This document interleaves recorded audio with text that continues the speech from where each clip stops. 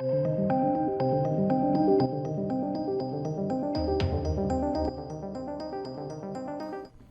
ho, ho, ho, Disney, you're in trouble.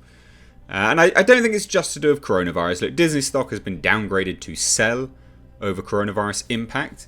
But they've had this teetering on the edge of public opinion for a while, and they're billions down. I think that this will inevitably, they're likely to bounce back from this. But it's not just to do with coronavirus, you know. I think they're really going to have to rethink the structure of how they handle themselves moving forwards.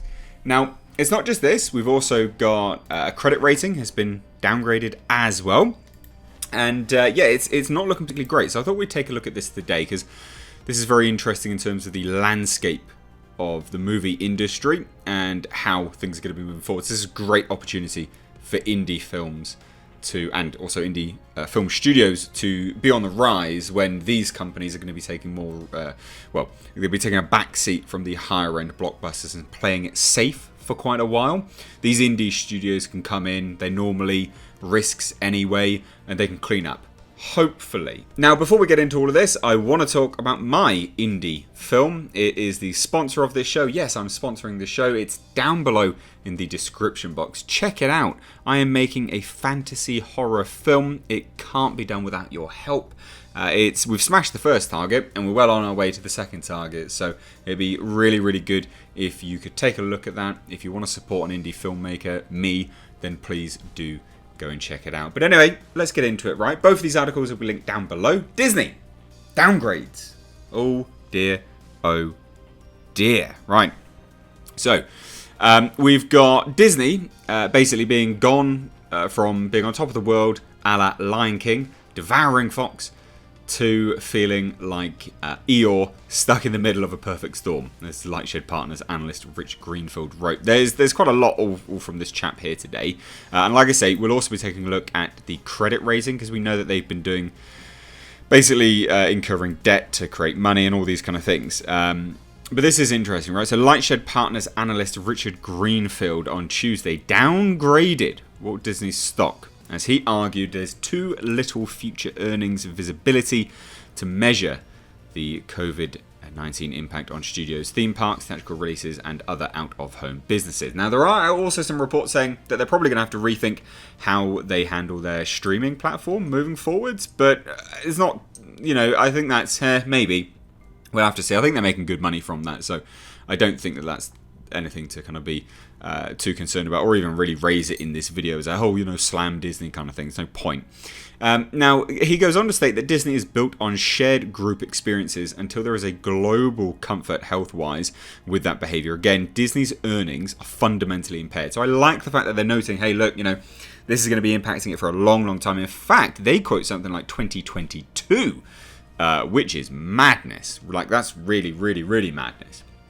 Now, Greenfield wrote in a report, he added that Disney's share price is overvalued as he downgraded the stocks to sell with an $85 target.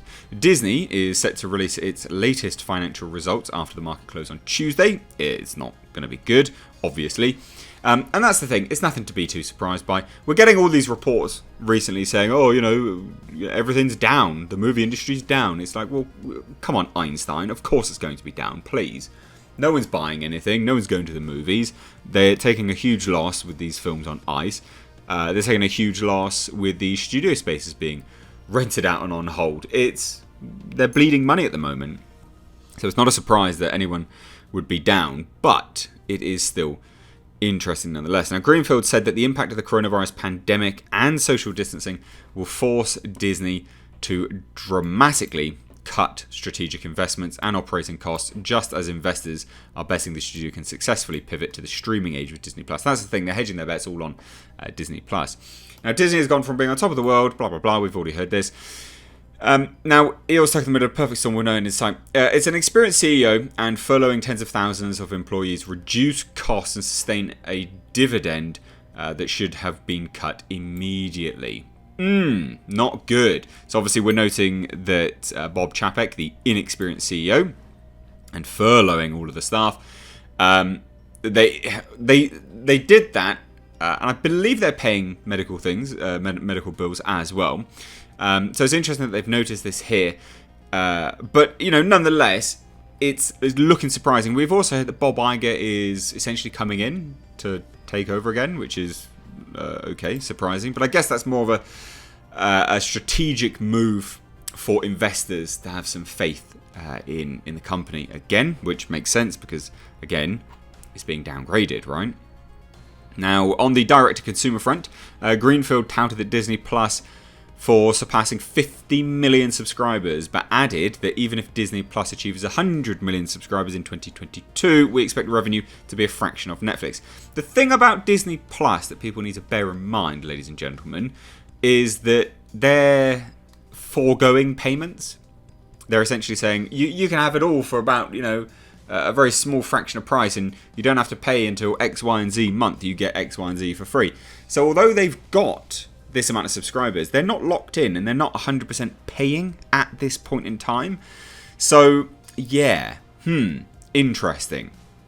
Now, obviously, Greenfield said investors would be wrong to look past the COVID-19 impact on Disney to more normalized earnings down the road. We believe that would be a mistake, as there is no clarity on when vacation travel normalizes, nor when movie theater attendance normalizes, enabling a Disney movie to generate 1 to 2 billion at the box office. He's basically saying Disney is going to be screwed for a long, long time. Greenfield forecasts Disney's earnings will fall in 2021, obviously, before reaching a new normal, i.e. a highly reduced income in 2022. If our estimates are even close to realistic, we cannot see Disney's stock price holding in at current levels. Yeah, which makes sense. Now, the second part of this, which again is interesting. So, Disney's credit rating has been downgraded by Fitch over the virus impact. The uncertainty index for Disney has never, ever been this high.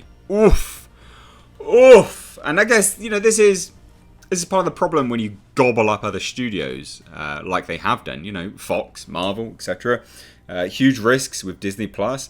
There's a lot of things that they've done as a period of expansion, which they probably should have, I guess, spaced out a little bit more.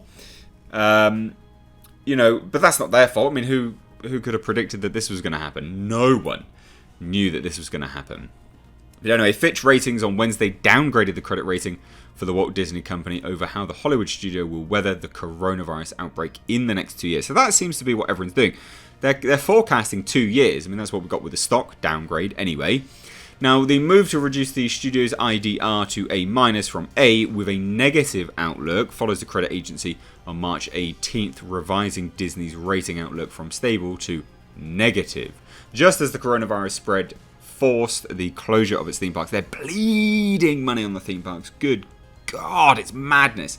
They lose like 300 million a day, or some. It's just some insane number. Like, you can't even fathom that level of money that they're just bleeding at this point in time.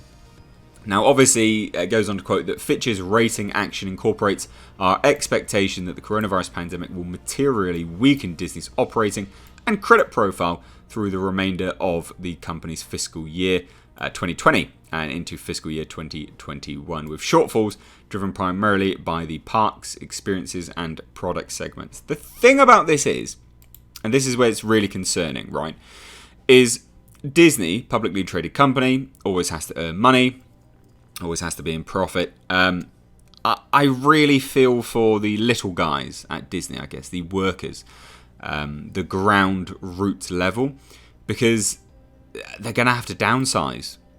They're going to have to, at least initially, I would imagine. And that's where I really, really feel for them, because I think that's probably what's going to happen, and that's a shame, right? People working for Disney don't deserve to, lose their jobs and things like that, but I think that that's probably what's going to happen.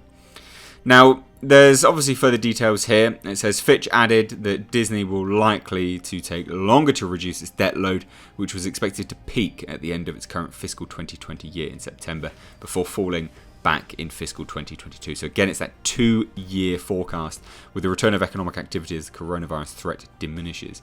So what do you think about this, guys? What do you think? I mean, to me, I'd say this is pretty damning stuff for Disney. I think the main part of all of this, again, that's that concern, is just normal people working for Disney. And this goes to show, you know, they expanded too quick, I guess. But let me know your thoughts on all of this down below in the comment section. I'd love to hear it. Also, like I said, please do go and check out my GoFundMe link for my original short film. Anyway, guys, thanks so much for watching. Give this video a like and a share. But Mr. H, take care.